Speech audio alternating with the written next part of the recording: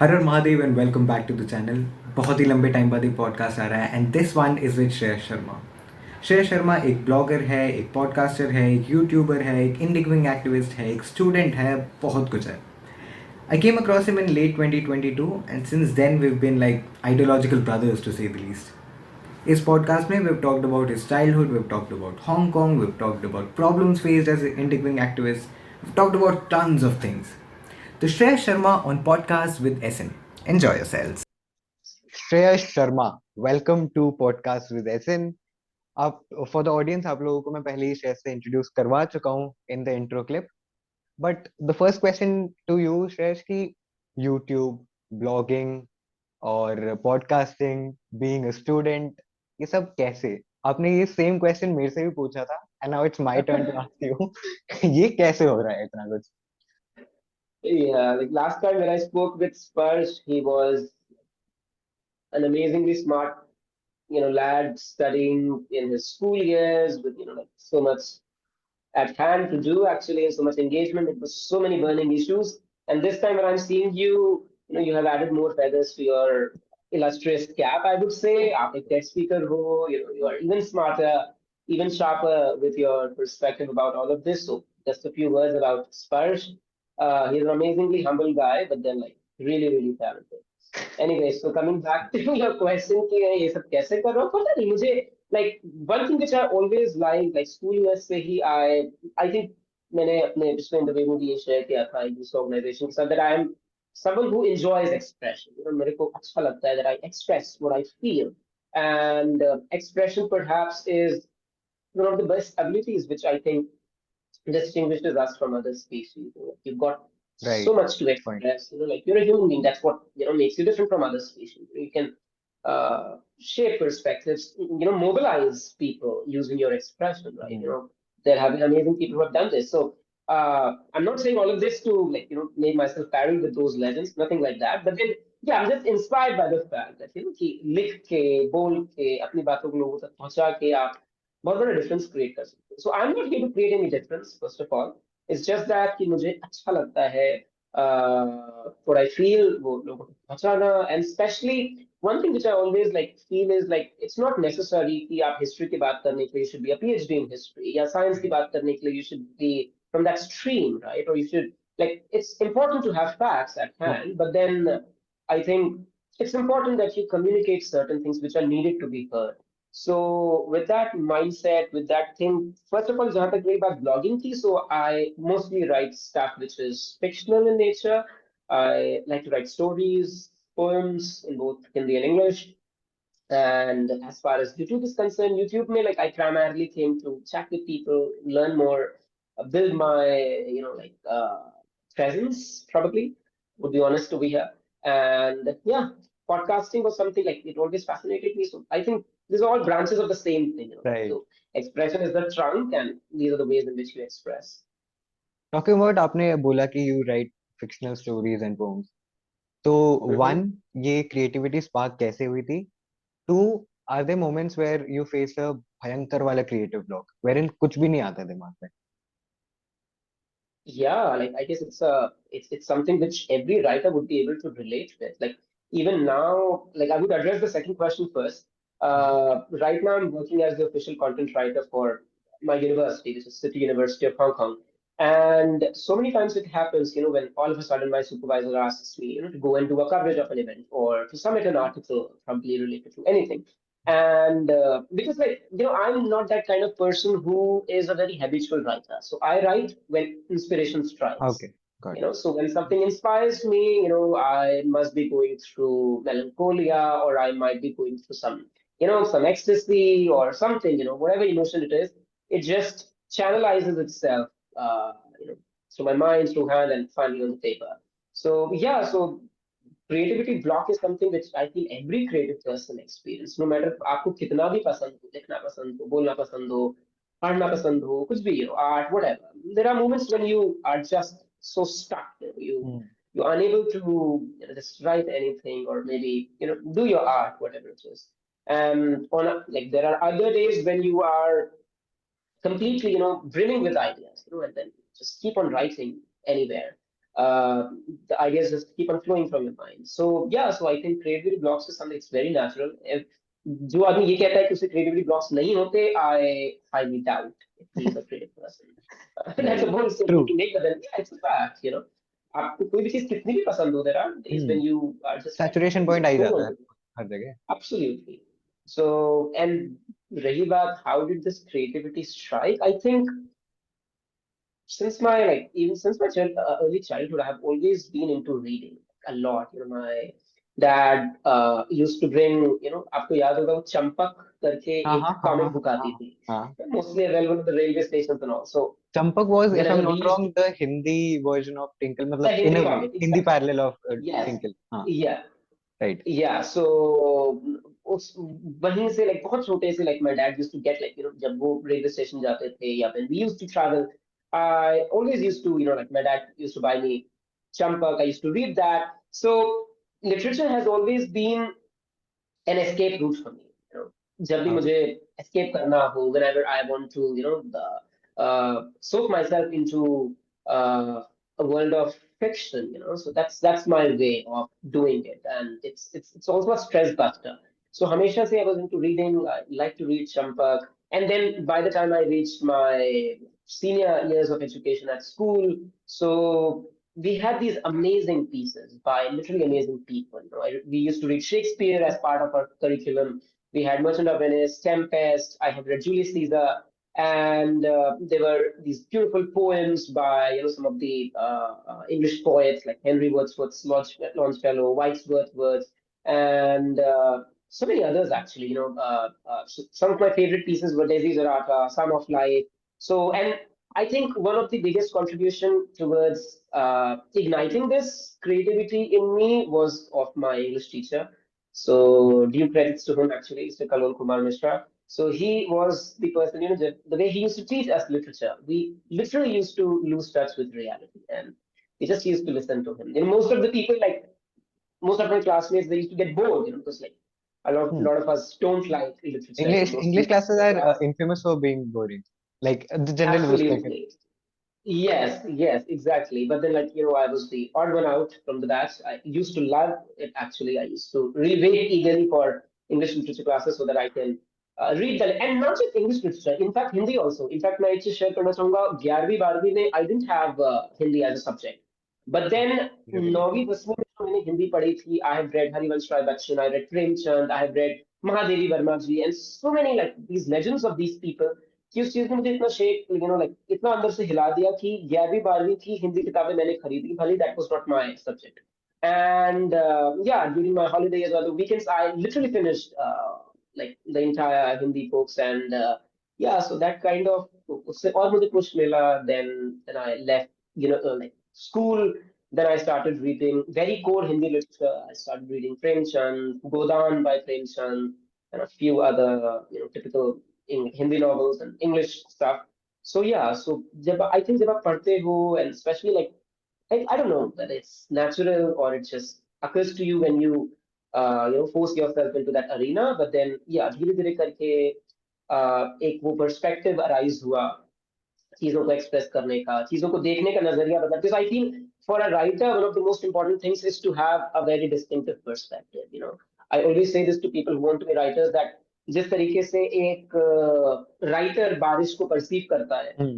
एक साधारण इंसान उस तरीके से नहीं कर सकता, राइट. एक राइटर को बारिश में बचपन दिखता है, ट्रेजेडी दिखती है, रोमांस दिखता है, सब कुछ दिख सकता है, right. Can be I'd multiple. just like to interrupt you here. 11th के एग्जाम्स मेरे जस्ट खत्म हुए, थर्ड को कल, which is third was कल, ओके. yesterday. तो वाह. इंग्लिश में हमारी एक पोम है, The Voice of Rain, wherein okay. the poet is literally talking to the rain, and in a way he subliminally explains the whole water cycle in such an abstract way वाह. कि कैसे it you know, helps the earth to flourish, and then कैसे it goes back to where it came from. पूरी conversation बना रखी है just around the simple act of raining. Literature is can really blow your minds if you really get into it. Yeah, yeah. And probably this And can also literature has be been a. no, no, continue. Please go ahead. Okay. So I was saying that this might also be a reason why English is infamous. The English classes are infamous for being boring. क्योंकि लोग उस perspective से सोच ही नहीं पाते कि ये बंदा बात क्यों कर रहा Hmm. है रेन से। हम जाते हैं रेन से कपड़े बाहर उठाते हैं भाई, अंदर रखते हैं या नहाते हैं, ये बातें क्यों कर रहा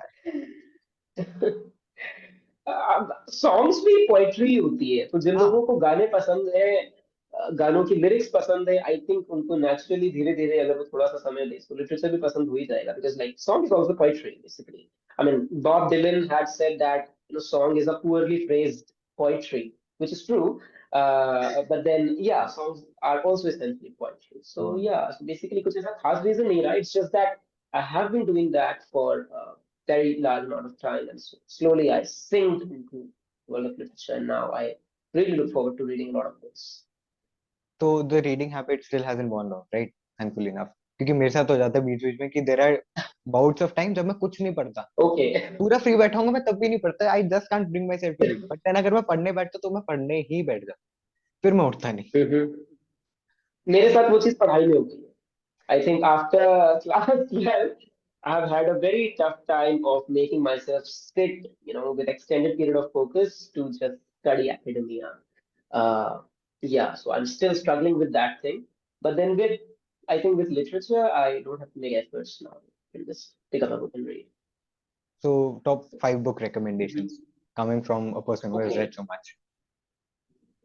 Okay, so it depends like what a person is interested in. I think अगर self-help की book पसंद है, so there are a lot of books. The world is filled with a lot of self-help books now. I think there's a huge upsurge of books in self-help, Atomic Habits. The One Thing, I really recommend The One Thing, because like we are living in an era where multitasking has become the new normal, right? When essentially we are not designed to multitask, right? We can enter the modes of deep work only through extended period of focus, right, on one thing. So One Thing is a book which I highly recommend. Another book which I really loved was Cal Newport's Deep Work. Like he's an amazing guy, Cal Newport. So his book Deep Work is really amazing in self-help primarily. And then, of course, I think I also love autobiography books actually. So I read Anupam Kher's autobiography, Lessons Life Taught Me Unknowingly. Really an amazing. I just love that book. It's not like that what is written in that book is something out of the world and you don't already know it. No. I mean, as a writer, I love how Anupam Kher has expressed that, so Oh. describing his journey from being a very little boy of Shimla to all the things that are going on in his life now. So I must recommend that book. And yeah, another self-help book can be like Gaur Gopal Das's Life's Amazing Secrets. Really amazing book. Like, if you like the anecdotal way of Gaur Gopal Das ji telling stories, and how he actually like he has this uncanny ability of moving anybody with his True. stories. It can True. sound so simple and so subtle, but then it can have a very moving impact. So yeah, Life's Amazing Secrets by him. And besides that, there are a lot of books actually. It's hard for me to shortlist. But then, yeah, if you are someone who likes reading stories and especially knowing about India as a society, then Premchand is your man. Like, you literally have to go to Premchand, read his Godan, read Gaban, Nirmala by Premchand. Really amazing books. So, yeah, so these are some of the, and of course, like, as far as the modern Indic writers are concerned, then how can we forget the legend of Dr. Sampath and Hmm. Jayasai True. Deepak and, Sanjeev Sanyal. Amazing books. So, depends on what you essentially want to read, want to start with. Have you read India That Is Bharat by? I have read it until chapter 4 actually. Okay. I was a part of Tishya Saran's book club actually, Okay. and we used to read that. Yeah, we used to read the book together actually in that book club. But then actually, since I'm in Hong Kong, so there's a huge timing difference of two and a Right. half hours. So the timing was not compatible for me. So unfortunately, very unwillingly and with a heavy heart, I had to leave the book club.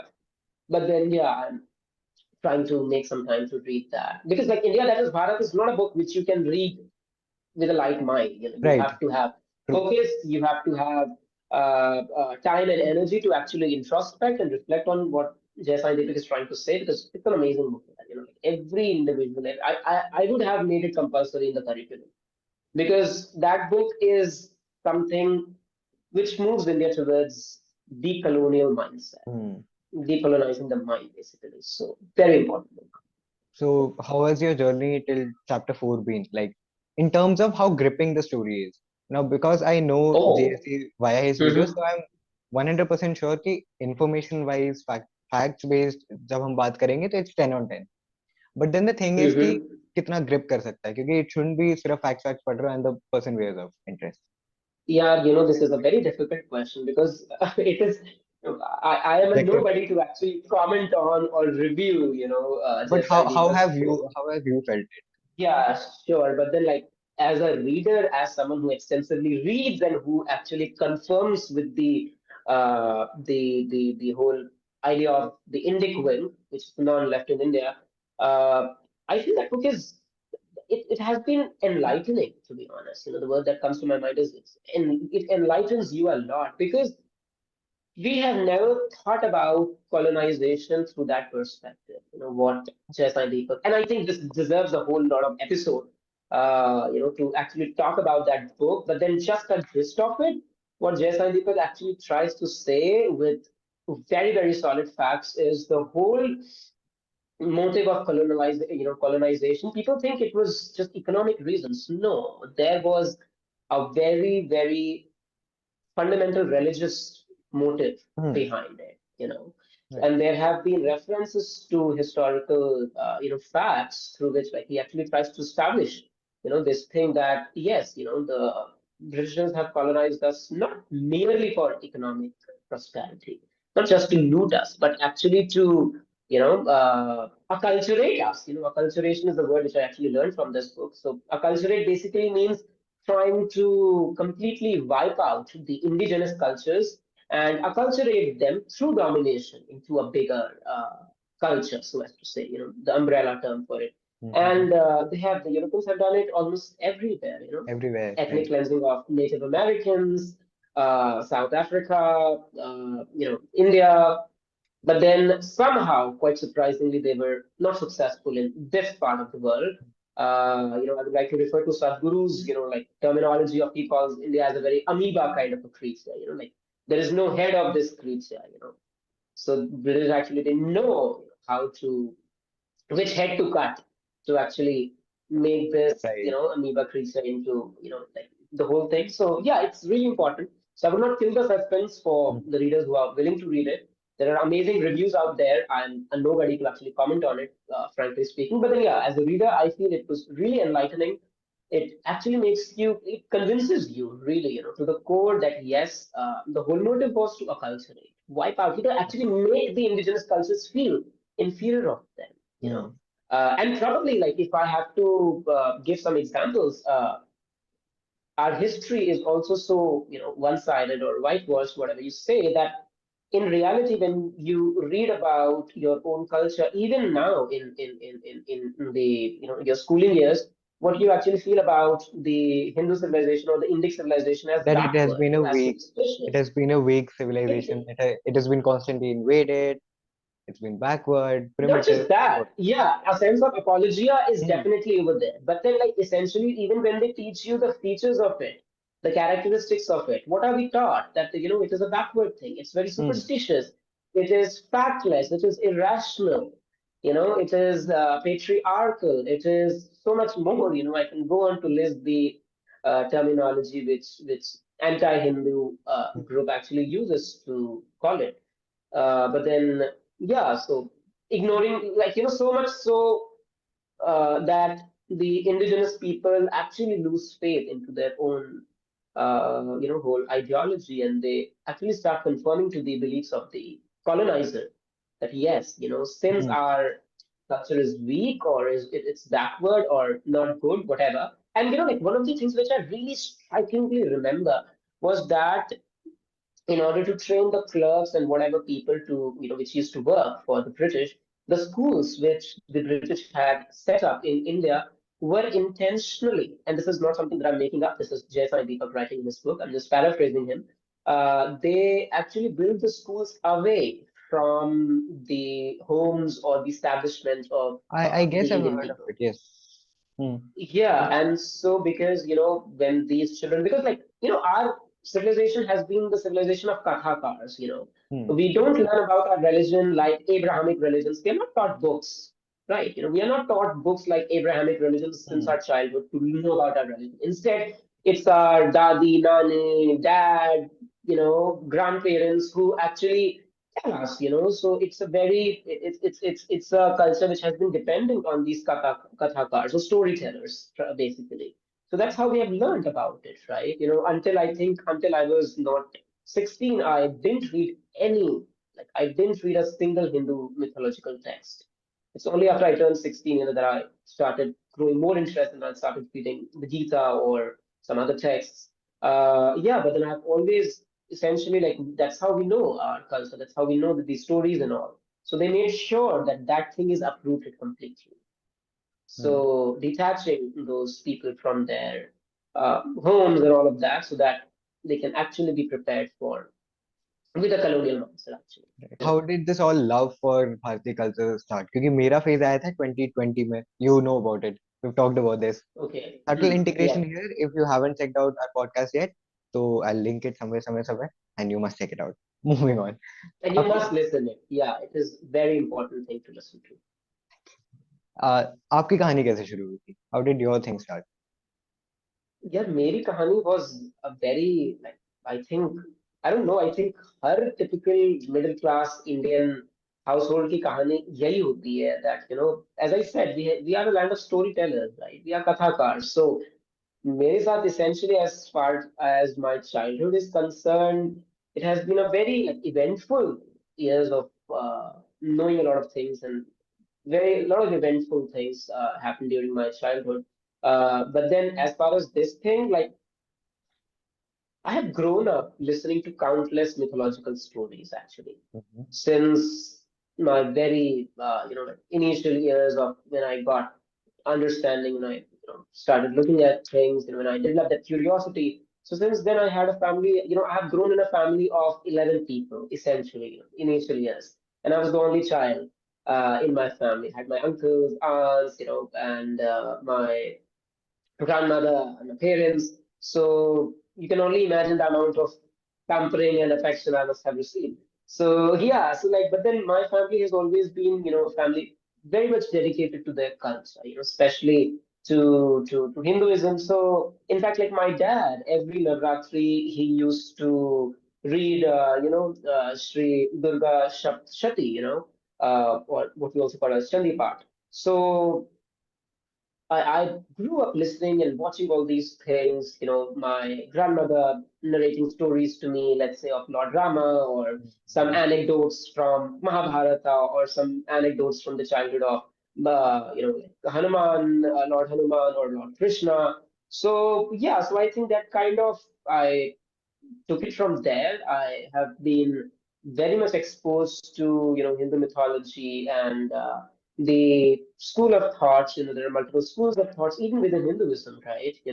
People who let's say follow Namacharya, or who are associated with ISKCON, or who are associated with Vaishnava Panth, are very different from those who pursue Shiv Panth, right? So all of these things were there, so I think that kind of came very naturally to me, and I feel this is the story of every person who grew up in a very typical middle class Indian family, right? So I kind of got it from my parents. My dad used to talk a lot about, and we used to have this. It's not like that. It's not those stories which you see on television, for example. बाल हनुमान की picture बना दी या बाल गणेश की picture बना दी, and then showing all those things which I don't know like what historical text they refer to for that. But then yeah, like in my family, like sometimes my dad used to discuss with me, explain to me that okay, like what happened at that time, why did Lord Krishna do this, why did Lord Krishna say Yudhishthir to say a partial lie on the battlefield of Kurukshetra, all of that. So these kinds of very evoking questions we used to discuss, and then yeah, so and then talking a lot about the gods and goddesses themselves, their life, and then watching a lot of mythological shows actually together. So yeah, it was a part of our life actually. It wasn't like that my parents were very rigid कि वो मेरे को जबरदस्ती बिठाते थे, ऐसा कुछ भी नहीं. It was so much into our daily way of doing things that naturally you pick up those things. For example, if you are son or a daughter of a of a singer, right? So your parents keep on, you know, doing the riyas or singing throughout the day, and so that's how you also pick it up. It can be genetic, but then mostly you also pick it up due to the Right. environment. So yeah, was the case for me as well. Nothing very striking or nothing, nothing happened overnight, honestly speaking. But then yeah, like it grew a hell lot after I became an adult, and then I really got interested into what Hinduism is, what actually Hinduism proposes to people, why some people call it illogical, where when in reality, without actually reading it, right? Because like if I tell you about myself, it's not like that my family was a very religious kind of a family. It's not like that. We do used to have occasionally we used to have Jagran, we used to have Rudravishek. We used to go to a lot of I think I wasn't even 10 12, and I had gone to Char Dham ki yatra and all of that. So not because my parents are just too religious, they are religious for sure, but then yeah, it's not a very rigid kind of thing. It's like, Mhm. Hinduism is a very part of Right. your life, who That's you are the beauty of actually. it. Because Exactly. we are allowed, and in fact we are encouraged to Mhm. question our traditions and rituals as long as we are Hmm. not disrespecting it, because there is a difference wherein आप question कर रहे हो, आप जानना चाहते हो चीजें, and आप डिसरिस्पेक्ट कर रहे हो straight up. Hmm. And interestingly and surprisingly, well, not surprisingly enough, Hinduism allows it all, कि तुम क्वेश्चन करो, तुम जानो. Yeah. और Absolutely. So, in fact, if I tell you about, this is not something which I've spoken anywhere until now. We were also very objective, very, in fact, like my parents and all, my dad is a banker actually, so we had a very fast-paced life throughout my childhood.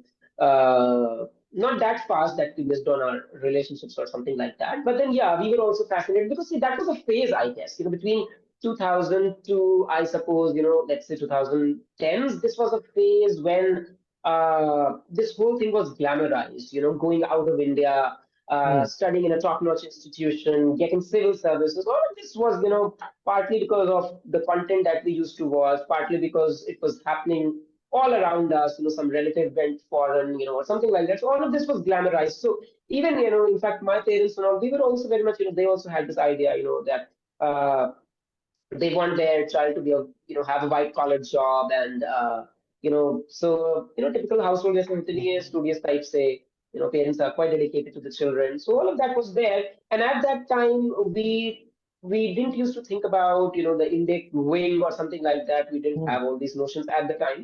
But then, and in fact at that time, sometimes कुछ ऐसी चीजें होती थी जिसमें मैं मेरे parents भी चिढ़ जाते थे, गुस्सा जाते थे about Hinduism. This is being very honest, Hmm. because when you don't know it, right? Right. And sometimes we also used to think, "Arey, is it a superstition or something like that? Why is it this necessary?" But then slowly and slowly, when I actually started to explore it, actually started to find answers. Okay, why do we wear a tilak? Why is it there in the whole Hmm. Hindu tradition? Why do we worship almost everything on planet? Worship mountains, you can worship a cow, you can worship a tree, you worship the land. Why do you do all of this? And slowly, when I actually explored the answers, I got an enlightenment that this is the most inclusive way of doing it. Right. The whole liberal idea of climate change, all of that, this has never been an issue in India, because everything was essentially worshipped, right? Everything was essentially seen as sacred. So you used to see the sun as sacred, you used to see Mother Earth as sacred, you used to see animals as sacred, you used to see physical features, landforms as sacred. So when you consider something sacred, you cannot think of harming that, Harming it. right? Right. So there was a harmony altogether. And now, unfortunately, these have become, muddas, as you say. But then, when I think about that and what the West is essentially struggling with, I think a lot of answers, I don't know, must be an overestimation, but then, yeah, a lot of answers can be derived through Hmm. the Indic True. mythology. So Shreyash, we've Hmm. talked about anti-Hindu elements again, और कैसे आपका story शुरू हुआ regarding our culture. But the fact is कि as much as I hate to accept it, it remains that there are still people जो कहते हैं कि यार मैं क्यों associate करूँ अपने आप को इन सब issues से, मैं तो politics में interfere नहीं करता. They don't understand कि politics है ही नहीं. This is about your basic existence. उनको like there's this line by J. Sai Deepak again. जो मैंने बहुत पहले सुना था, एक ही बार सुना था, but it has stuck with me, wherein he said Hmm. कि a civilization that does not respect its past does not have a present and certainly does not have a future. और इतनी एक्यूरेट लाइन है वो, Absolutely. इतनी accurate line है। मतलब लोग कहते हैं यार ये तो मेरा, इसमें मेरा क्या, मैं तो अपनी लाइफ जीऊंगा, ये वो मॉडर्नाइजेशन वेस्टर्नाइजेशन को क्लब करके हम बस वेस्टर्नाइजेशन की तरफ बढ़ रहे हैं। There are small bouts of changes जो कि होपफुल लगता है, बहुत अच्छा लगता है देख के। But then how do we one deal or to convince these people, yeah, this is something which affects us all universally? How do we do that? See, like first of all, like the line that Sai Deepak said encapsulates it all, you know. So True, उससे ज्यादा true. urgency इस matter की express नहीं की जा सकती। रही बात how do we deal it, उससे पहले I would like to share that I'm seeing this every day, literally every day. You know, no offense to Indian diaspora. Our diaspora is doing amazing everywhere, but then I do not shy away from accepting the fact that one of the major reasons uh, of leaving India for a lot of people. Again, not generalizing, and Mm-hmm. if you get offended, please do so. But then one of the reasons for people to leave India has been a deep disgust towards their own country. Okay, and this is no secret, you know. And जिसे इसकी मुझे rebut करना है, I'm open to all sorts of rebuttals. Use comments, find me on social media. But then it's a fact that a lot of people have or intend to leave India. I've heard this, you know. Okay, people saying कि वहाँ पे क्या रखा है, Hmm. all right? People saying कि वहाँ पे क्या रखा है, you know. मुझे जाना है, I have to leave that country. So all of this, everything starts from, you know, that small micro movement where you start to be ashamed of your identity. Everything starts from there. Okay. So I have also written an article on this on Op India's website actually, that how Hindu youths ignorance, you can say, or disgust towards their identity, or a failure to protect or retain their Hindu identity is leading to Hinduphobia. All right. Because when I myself would say that, you know, yeah, you know, I don't find it meaningful to be to practice Hinduism, right, without essentially understanding it, then who am I to actually complain about a person, let's say, from some other ideology to pick, you know, loopholes into my culture, right, or of my ideology. So yeah, so I think everything starts from those very small moments where, and it is very much, you know, somehow surprisingly, this needs to be a case study actually, how beautifully colonization has been successful in producing the sentiment of disgust Hmm. into us towards our own culture. You know, बहुत randomly हम बाहर बोल देते हैं यार ये India थोड़ी ना है. Okay, what do you mean by that? That, you know, you feel that बुरी चीजें या ऐसी चीजें Hmm. या गंदगी, for example, let's उसको say, सीधा आके अपनी कंट्री uh, से रिलेट कर दिया जाता है। you just directly associate it. Hmm. यार ये इंडिया थोड़ी ना है. Right. Okay, all right. You know, as a diaspora, you feel protected in some other country. It's all right. But then there are also other sides of it, right? There are crimes against, like, and it's everywhere. Okay, no society Hmm. is free of racism. No society is free of discrimination. I'm a student of international relations. I study societies, and I know that no society, even the most affluent ones, are do have social cleavages, you know, and I dare say that some of those affluent societies have cleavages which are even more, the fault lines are deeper than that we have in India. But it's Okay, the or thing what कि you are वो currently mask seeing. कर देते हैं, the Western media masks it very well, wherein जहाँ Yeah, हमें दिखता है absolutely. कि Yeah, कितनी यूटोपियन कंट्रीज हैं, उसको उस तरीके से for मास्क sure. किया जाता है। Absolutely. So their mechanisms, their whole machinery is like that, but then that's another issue altogether. But then coming back to infusing this feeling of disgust, I think everything starts from there. And then that also ultimately, those who are empowered or those who have resources becomes a reason for them to leave the country, right? I'm not being insensitive to people. Yes, people do have survival issues. People do have to earn bread and butter for their families. Okay, that's said. But then for a huge majority, also, like, one of the reasons is कि हमें better lifestyle चाहिए, and that's the reason we are moving out of the country. And then what this leads to? This leads to an unending cycle of brain drain. Hmm. Okay. So you cannot say that, you know, problem hai, and then you completely run out from there and then keep shouting that problem hai. Who's going to take the initiative to solve the problem actually? right? Which is now fortunately happening, and I'm amazingly happy for that. Youth like you are really taking they are the torchbearers of change. So yeah, but then I think this is the thing. It starts from a disgust towards your own society, towards your own culture, and then you ultimately decide if you're empowered, privileged, you leave the country. Hmm. And then you feel कि अब तो हमने ties ही खत्म कर ली, so हमारा कोई matter ही नहीं है. But then I feel a society which is so much like not associated, completely, torn out, uprooted from its own identity, from what makes them who they are, uh, is bound to perish. So many cultures have gone extinct like Hmm. that. So many indigenous societies have been acculturated into the larger umbrella term of Western, or the Christianity, whatever you can call it. So yeah, so I think it affects all of us. Those who are concerned with their identity, उन्हें बिल्कुल इस चीज से फर्क पड़ेगा, and they will take steps for it. And unfortunately, a large amount of people are उन्हें फर्क नहीं पड़ता.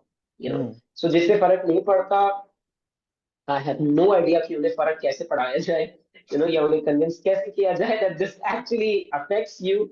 That's what I'm saying कि I see this every day. Again, I don't know, must have to answer a lot of people if they hear this, who are friends of mine over here. But then a lot of them openly say this, that we don't have to do anything with the politics which is going on in India, or the so-called existential crisis which the Indic civilization is facing at the moment. I dare say that Indic civilization can never go extinct, but then so-called due to, because see, one thing which is clearly interesting is earlier this civilization has survived brutal invasions. Okay, Right. so that's, we can safely assume that's not going to happen again. In the history of humanity. I mean, sorry, in the future of humanity. But then, like, it has already survived very, very brutal invasions that have been bloodshed and all of that.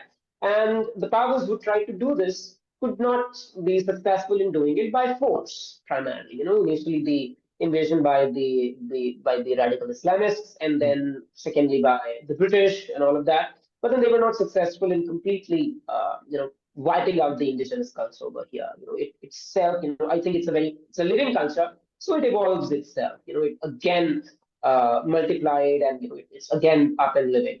But then now the tactics which are being used are not of force. They are not of force, they are not through weapons, they are not through intimidation. Rather, they are very beautifully crafted to actually, I don't know, shifts the mindset of the people, or colonize the mind essentially, especially of the youngsters, Hmm. right? So much so that they start believing that everything except the Western ideology is fake, mythology, falsehood, backward, misogynistic, irrational. People, I every day see people over here, my people who come from India to study over here, a lot of them actually directly associate uh, Hindu ideology with misogyny, with backwardness, with casteism, etc., etc., which is not true in its fundamental sense, right? If you see, no other ideology except Hinduism portrays women in as Hmm. empowered a position, right, as Durga or Kali or whatever, right? Definitely, there are social evils. We have had a very bad, history of untouchability and all of that.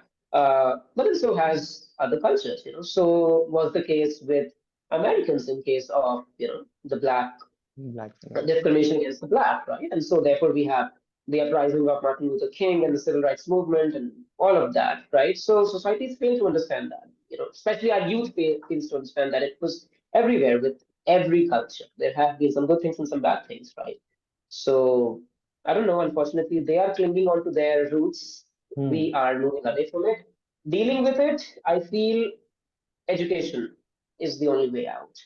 And more than education, people like you who are aware of it, who are conscious of it, should be proud of it. You should not be, no matter how much we talk about it, how many of us are actually proud of our traditional attire? How many of us would be willing to wear a dhoti and go out? Just imagine the kind of impact colonization has had on our minds, on our daily way of thinking about very simple things, right? How many of you would be comfortable wearing a tilak and going out? right? How many of you proudly wear a kalava? So yeah, I mean, it should not be done to the extent that it looks extreme, because the moment it goes extreme, there are theories of social movement that people completely like they don't associate themselves with extreme people. It But yeah, shouldn't be as from an as angle of, it shouldn't be from an angle of, in a way pushing the other perspectives down, as in, ye dekho, ye hai, this is superior. absolutely, But it should be a way to express absolutely, and acknowledge your own identity.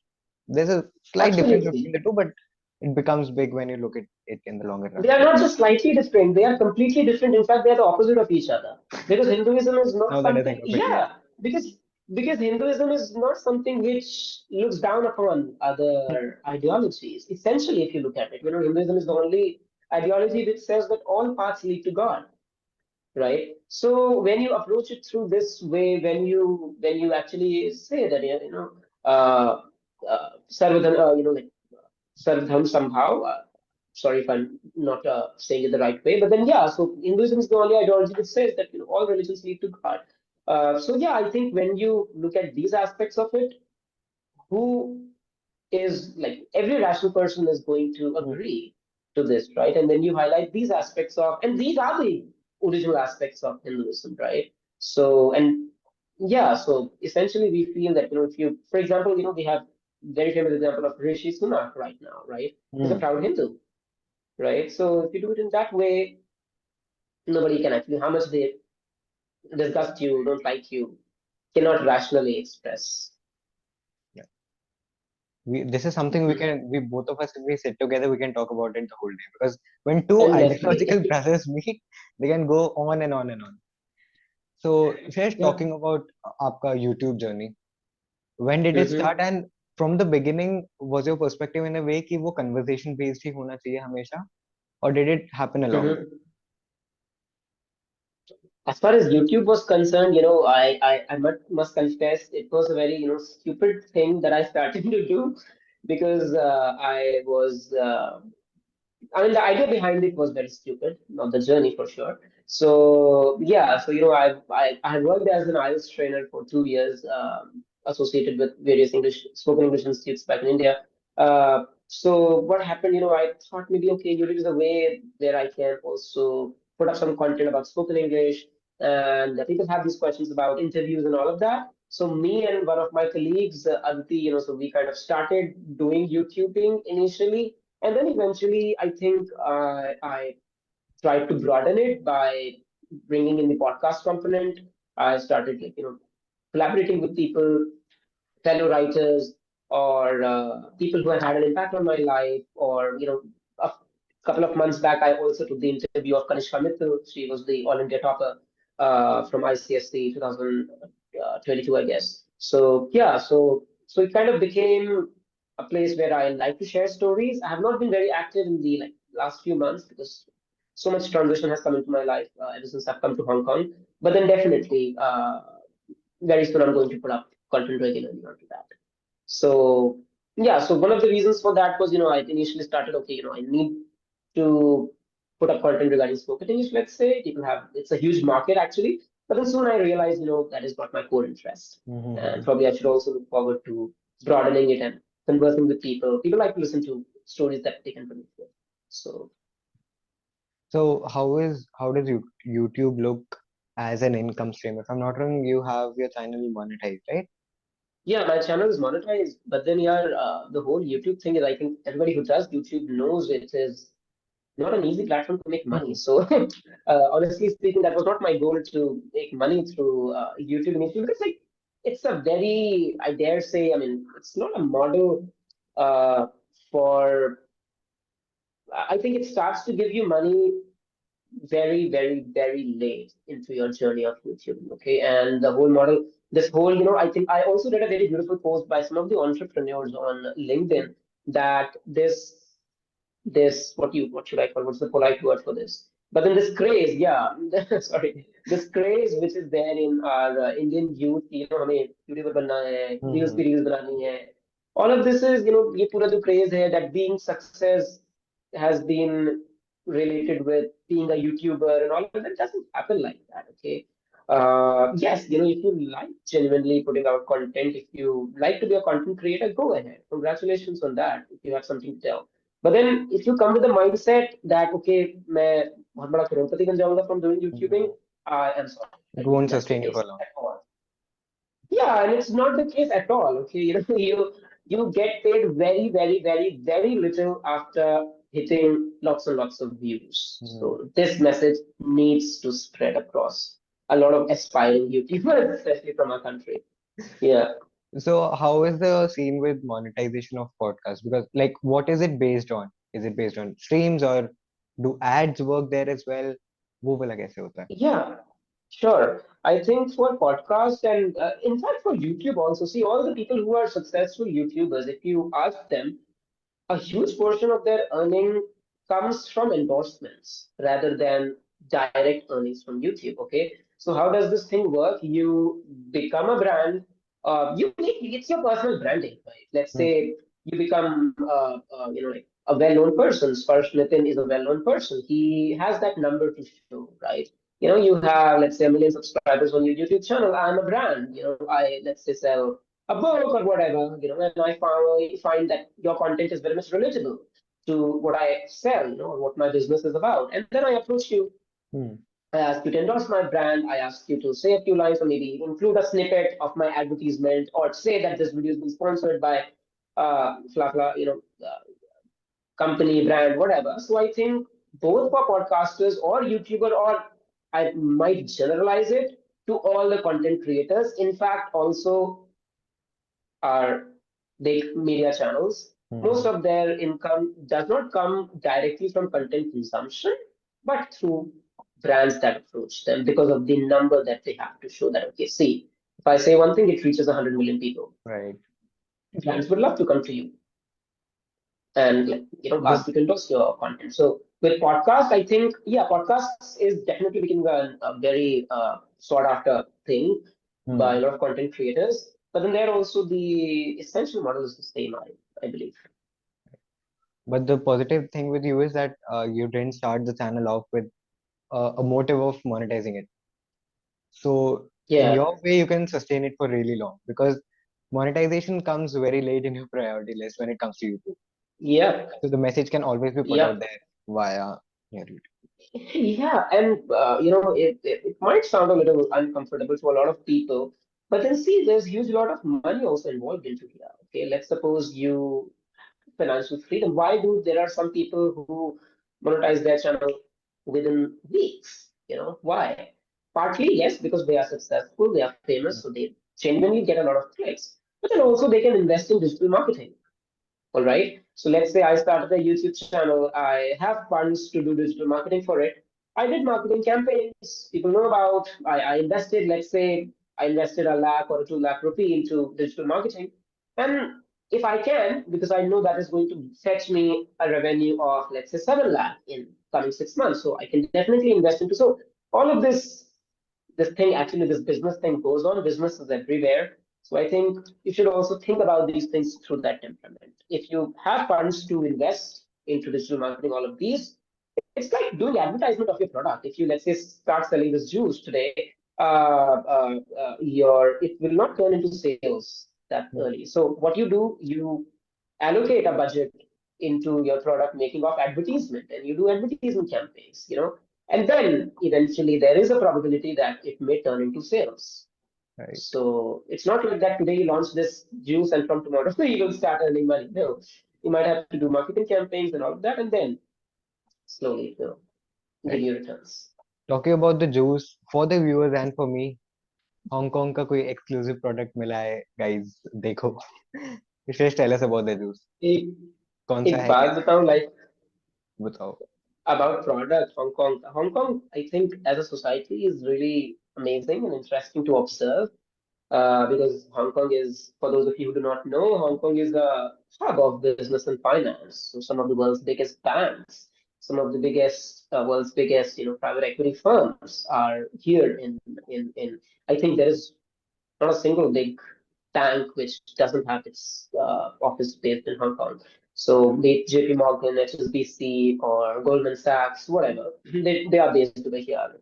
Their Asia Pacific region is actually looked after by their office in Hong Kong. So yeah, but then primarily, honestly speaking, मैं हूँ नहीं बंदा business and finance वाला. So I cannot deal with those numbers and all of that. So yes, because I wanted to pursue a degree in economics, I chose Hong Kong. I chose to come here, despite the fact that I had got an offer from prestigious universities in America. I had got an offer from King's College London, and I was also invited for London School of Economics. I think exam which they had, whatever. So yeah, so I did have the option to go over there in the UK or the US, but then I wasn't very much ready to actually go over there, honestly speaking, because I don't know. Initially, I wasn't that ready to go that far, to be very frank. And in fact, even now, I don't feel ready for it. So it's a very individual thing. Some people are ready, some people are not. So yeah, but then as far as Hong Kong is concerned, Hong Kong is a nice place to be. It's a very fast-paced life. And as far as चीजें are concerned, यार ऐसा क्या है जो India में अब नहीं मिलता है? You Right. get literally, and I felt nothing new, ever since I've come. I'm being very honest. People might really troll me for this. Even my friends would, criticize me for this. But then, like, मुझे कुछ भी नया नहीं लगा. What I see at a Delhi airport, I saw the same things here in Hong Kong airport. Everything is the same except for the fact that they have an ocean over here. The Hong Kong is in South China Sea. So yeah, so occasionally I can go to the harbor. I put up stories on Instagram and all. When I have to relax, I have to spend some time with nature. I usually go to the harbor, go for hiking and all of that. But then पता नहीं कुछ ऐसा मुझे नया खास तो नहीं दिख रहा है कि मैं कहूँ कि ये चीज इंडिया में नहीं है, वो चीज मुझे यहाँ पे मिल रही है. आई एम सॉरी, ऐसा कुछ नहीं है. In a way, जब मैं But आपसे जूस sounding के बारे like में a very rigid person, no, who's very no, I rigidly was coming to attached to that. his culture. When I was asking you about the juice, I was in a way subliminally dissing those जिनको विदेशी चीजें बहुत पसंद है ना, जो वो Okay. जिनका माइनॉरिटी माइंडसेट होता है कि भाई हम तो इंफीरियर हैं, बाकी पूरी दुनिया अच्छी है, कि भाई देख लो हांगकांग में भी सेम चीजें मिलती हैं, कुछ खास नहीं है Seriously, जितना. कुछ भी खास नहीं, कुछ भी नया नहीं है. देखिए, इसेंशियली हर सोसाइटी एक ही तरीके से फंक्शन करती है, ठीक है ना? तो जो लोग ये सोचते हैं, मैं कुछ एग्जांपल्स भी देता हूँ. जब मैं यहाँ आया ही था नया नया, सो जो मेरे जानने वाले थे, I am not going to take names on this, but then उन्होंने मुझे बताया है बहुत हुआ है यहाँ पे, तो सब चीजें बहुत वर्ल्ड क्लास है और ऐसा है और वैसा है, और नॉर्मल तो कुछ है ही नहीं. People don't wash their clothes over here, और यहाँ पे कपड़े धोने कोई फैलाता नहीं है. And every day what I see in the morning is people are washing clothes, they are putting them out, drying in the sun. Not everybody goes to the laundry, and all of that to get their clothes. So essentially what I'm trying to say, this is just a micro example of endless thing, believe me. Every society essentially works the same way. Basic things वही रहेंगी, वो थोड़ी सी fancy हो जाएंगी. आपका कुछ टांगने वाला हैंगर महंगा हो जाएगा, कपड़े महंगे हो जाएंगे, but then आपकी दिनचर्या वही रहेगी, believe me. All right, so this fancy, and you know what? Typically, coming back to personality types, I'm not a kind of person who is very much associated with materialism. मुझे materialism बिल्कुल नहीं भाता. So ये मैं Hong Kong बड़ी बड़ी buildings के लिए नहीं आया. मैं अगर कल को I might go to a London or a New York, I won't go there for fancy city or the subway or the high rise buildings or the city skyline. I'm sorry, materialism doesn't attract me at all, just at all. And urban jungles is not my kind of thing. I might go to a countryside to explore the real culture and the indigenous people, but then I'm not a very big fan of nightlife or urban jungle, big buildings, all of that. No, and that wasn't my reason. My reason was exposure. It's an international city in Asia. Like, you have a lot of exposure, very, very cosmopolitan, very, very cosmopolitan. Like, you usually, you have, like, in my class, there are Europeans, there are people from, like, from Middle East. I have colleagues from, East, everywhere. So it's a very cosmopolitan environment. That is basically what attracted me over here, not the higher experience. Very honest. Reasons might be separate for other people, and I hugely respect that, but मुझे You should materialism नहीं. respect that. But ठीक है, you sometimes there is a point जब तुम respect नहीं कर सकते, as in where we talked about the brain drain thing, क्योंकि वहां पे Mm-hmm. नहीं सेंस बनता है रिस्पेक्ट करना है। अगर कोई सामने से आपके कल्चर को Huh. डिस कर रहा है, there is no way you should go out and respect. वो जो गांधीयन फिलोसफी है कि सामने से तुम्हें कोई थप्पड़ मारेगा तो अब दूसरा गाल दिखा, तो doesn't work in real life. Well, I respect, Bapuji, I respect MK Gandhi, but then before Gandhi, we are also the land of Porus, Chandragupta Maurya, Ashoka, Rani Lakshmi Bai, so many others, okay, Ahilya Bai. So, Jinka idea of India starts from 1947.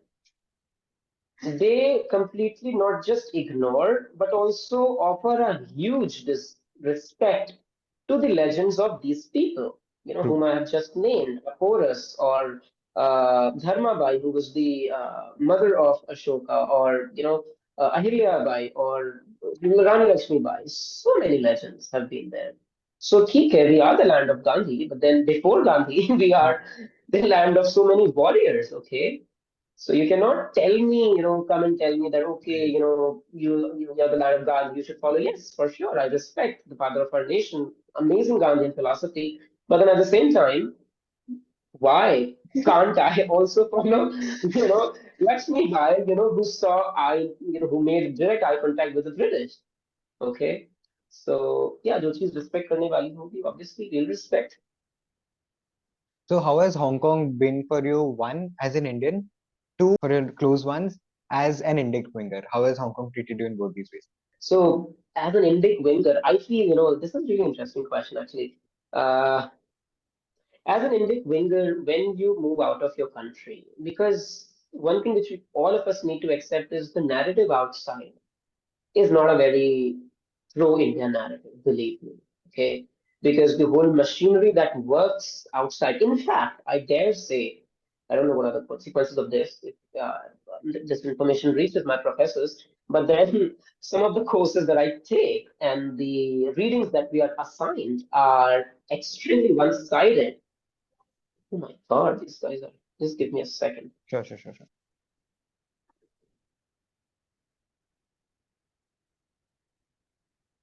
मेरी family है और कोई नहीं है. कोई नहीं, कोई नहीं, It's कोई my family, आराम but I से। really, love this cute side of this. Right. Okay, see, this is what India is, right?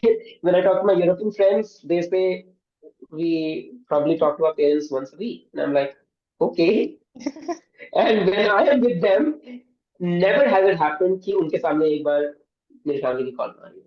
And now they start to say, oh, Shreyas, we have observed this, that every time you're with us, you always receive a call from your mom or from your dad. And I'm like, I don't know, I talk with them 10 times a day. That's how it is for a lot of Indians. Anyways, so I feel like, yeah, so I was telling the readings which are assigned to us are hugely one-sided, hugely one-sided. In fact, I don't know whether when this thing is not even sorted, whether they should actually teach it or not. I don't know if this is there's some vendetta or it is a part of some agenda, narrative, whatever it is. But then some of the readings that we are assigned are completely biased towards, let's say, the current government in India, or I don't know, the whole Indic a wing, you can say. So it's difficult. And another thing that because I naturally cannot agree with it, all Hmm. right, because there are no substantial or solid or concrete evidences on which the writer is actually putting out his claims. It is hugely opinionated, without substance. And then we are made to study it and discuss it. So I naturally cannot agree. And then when I express my dissent in the class, although all my professors are extremely kind and they really welcome all sorts of opinions, but then they can actually sense a Hmm. bit of, I don't know, a bit of my disagreement with that thing, or that he मेरे को अच्छा नहीं लग रही है चीज, or whatever it is that I am not happy with the discourse. And yeah, but then in fact, I think because I'm also a vegetarian actually, I don't even eat eggs. So surviving in Hong Kong is definitely a very big challenge for people who are vegetarian, so it's a very, very, very, very limited minority of people, minority within the minority, basically, who are vegetarian over here. So as a result of this, I cannot eat out very Hmm. often, because there are very limited veg options, and I cannot regularly eat out, which means that I have to cook my food. I have to cook all of that, but I'm liking it. It's not like that. I'm not being a crybaby over here. This is what independent life essentially means, right? Yeah, this is what you learn when you opt to go out of your house, right? Uh, but then, yeah, because of these factors, it becomes a little difficult. But then it's a choice. You have put yourself into it. Nobody forced you. So yeah, I'm doing it. But then as far as the ideological struggle is concerned, it is a bit too much because the whole narrative has been dominated by the left machinery, right, Right. everywhere. So even the readings that are assigned to me are either from New York Times, or Washington Post, or Telegraph, or whatever. So you know where they come from, and yeah, and then I remember there was one of this lecture of ours going on where they were discussing about the food security crisis, and that how wildly we are slaughtering animals for food. So basically, that lecture was on how can we innovate the food technology so that we can, first of all, because just imagine the amount of our meat consumption, that the amount of slaughter that happens is insufficient to meet the daily demands with the rising population. Every day, according to an estimate, I will reveal the source to you. You can just put it in the description. According to that source, I guess every day, let me just check if I don't want to quote a wrong number. It's around, just give me a second. Because I think it is important for people to know this. Hmm. This whole thing that, oh, it's a food chain, oh, blah, blah, blah. Okay, food habits, okay, it's your food habit, I agree. But then you should know this as someone. Okay, according to an estimate, this is a source from Human League. 200 million land animals are slaughtered every single day around the world. That is 72 billion a year. And just imagine, this is insufficient to meet the growing demand for meat. So coming back to the Indic wing and all of this, I proudly represent an ideology which believes in not hurting the animals, right? And Hmm. which believes in sattvic diet, right? And sattvic diet means that you're in complete harmony with other species. My ideology says it starts with the notion of aham brahmasmi. That means I have a cosmic identity, right? And so there is no speciesism in Hinduism that human beings are, there's a pyramid-like structure of species and human beings are at the top. No, my ideology teaches me that an ant plays an equally fair contribution as human beings into this world, right? So yeah, so this whole debate about,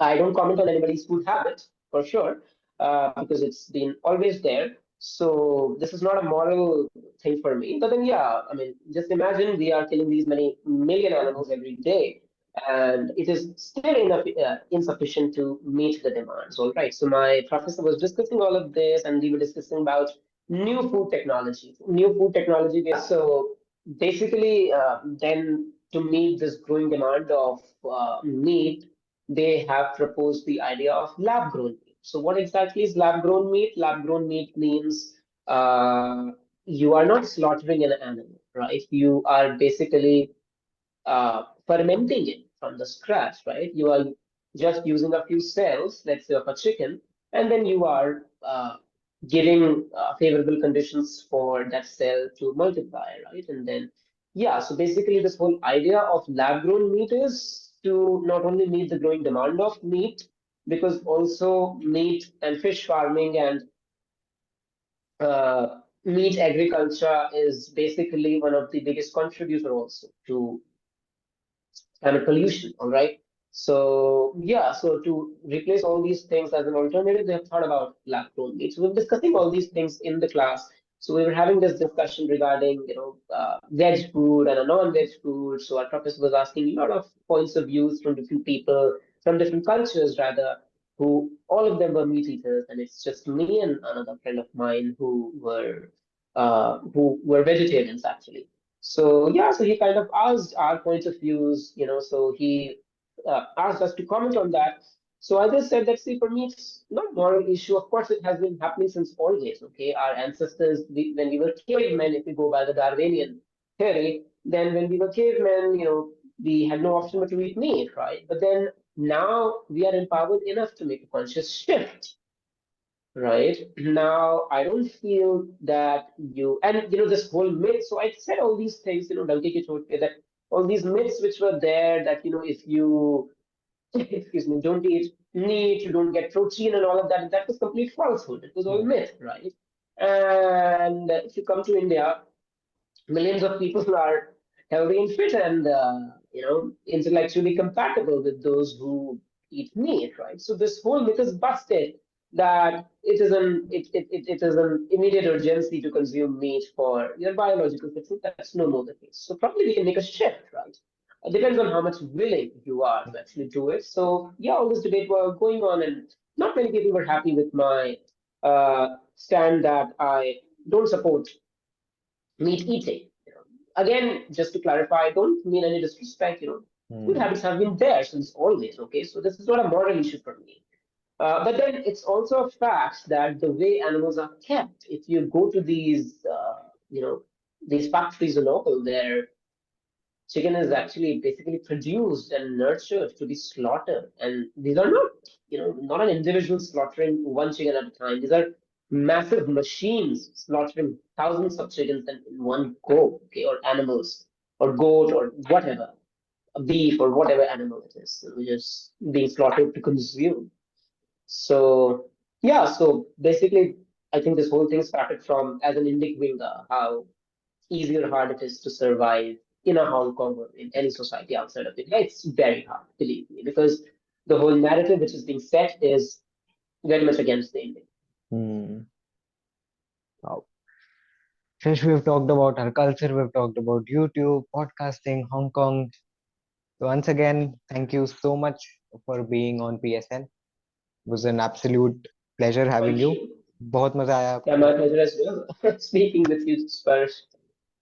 So with that, we wind up, and something you would like to say to the audience before we leave? Sure. So I think, the whole point of all this discussion was, as an Indic winger, I feel you need to be confident of who you are essentially and retain your identity. Like what I also mostly speak about and what I write about is also related to same that, uh, yes, there can be certain things which are fancy about another culture. But it's not that in order to enjoy some of the good things of other cultures, you have to look at your culture with disgust or ridicule it, right? You can be proud of your Hindu identity for that matter, and be whatever you want to be, as far as your profession, career choices, hobby, etc., are concerned. So, just a message to all the people: be proud of yourself, your identity, because if just get uprooted. Any branch cannot survive if it's uprooted.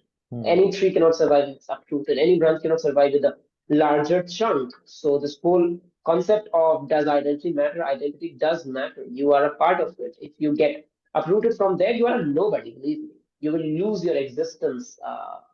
Eventually, the direction of your generations will be changed, and mostly that is also what has happened with a lot of people who have left their culture with this intention, and I'm not sure if they are really happy with that.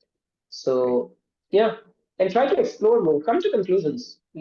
I think religions should be open to criticism, constructive criticism. They should be open to it. Absolutely, every ideology is not absolute, and they should be open to criticism. But then you are entitled to criticize something only when you know it enough. Let's say I don't know an inch of physics, and I start criticizing Newton's law, or I start saying Newton's law are just myth, made up things. So, people would want to punch me on my face, especially people from STEM backgrounds, right? So, yes, you can criticize physics, but only when you know it enough. So, you're welcome to criticize any ideology, but then after only you have known it enough. Known it enough. So that's what I feel. Know certain things, and only then come to conclusions. And enjoy your life. Thanks a lot, Sparsh, once again for having me. Please subscribe Sparsh's channel. His content is mind-boggling, and just a shout out for his TED Talk. Go and watch his TED Talk. All the people who are concerned with climate change, his TED talk is really a revolutionary way to, go forward with green farming and all of that. Thank Also, a you. subtle message to all the brands out there. Shreyash is wonderful at integrating, so you can hit up. That's the way he promoted my stuff. So you all have a hint that you may contact Shreyash for your promotions. Either ways, thank you so much, Shreyash. Thank you.